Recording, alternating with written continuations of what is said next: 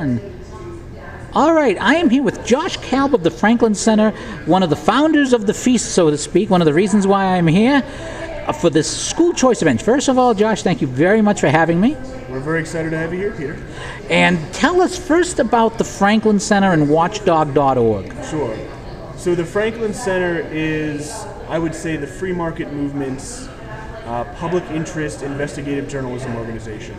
On the left, you've got a lot of organizations like ProPublica, the Center for Public Integrity. Well, the Franklin Center for Government and Public Integrity, we are about public interest journalism, investigating the government, and in particular, putting a focus on state governments and local governments, where unfortunately the mainstream media just really are doing a terrible job of covering things, and so we're exposing things that no one else is exposing, and we're doing that through our website, watchdog.org, where we have state bureaus in a number of states, and we have reporters who cover certain issue beats, and so we're covering things like cronyism, criminal justice issues, education, energy, labor issues, and really it runs the gamut.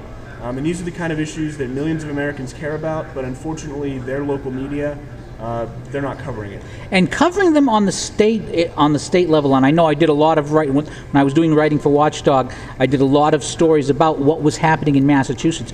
Really does something that the mainstream media kind of tries to nationalize issues, but it's on the state level where it actually affects the average person.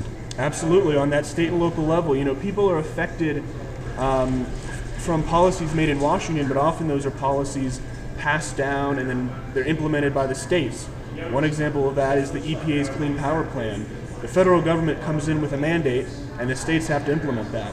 And so the real story is not necessarily in Washington where the EPA is ramming this through, but in the states where we're seeing how some states are responding by refusing to comply, other states challenging it in court, and then you have others that are embracing it. And so by showing the differences, we can highlight the laboratories of innovation. That's what the states ultimately are. And we know that people are so affected by things on the local level. Even though I think most of us, we're very focused right now, say, on the presidential election. It's a very big topic. But at the same time, it's important to also stay focused on how the issues being discussed during the election season affect you when they trickle down through the state government and the local government. Now, this event is on school choice, which is, of course, a big issue for the Franklin Center. Tell us a little bit about this event and what we're going to see. Absolutely. So Amplify School Choice is a conference we're putting on here in Denver. We're bringing together 50 of the nation's top bloggers and citizen journalists. I blush. And we're bringing education experts from Denver, from Colorado at large, and also national experts as well, to really shine a light on school choice. Charter schools, vouchers, education savings accounts, homeschooling, all of that. We really want to put the spotlight on these innovative policy ideas. It's very easy. A lot of what we do at the Franklin Center and at Watchdog is expose bad things, but we also try to highlight good things.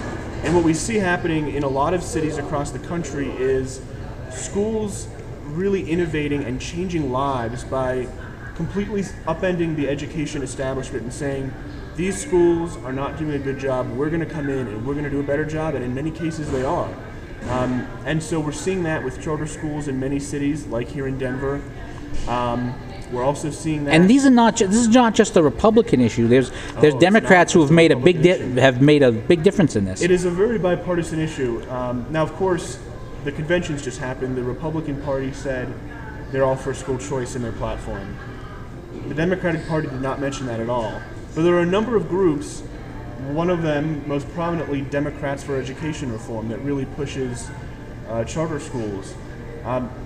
We're seeing it in many cities where this is being implemented. These are not red cities. We know most cities are blue, including places like Chicago, Washington, D.C., New York City, where the mayor there is kind of going up against the charter schools.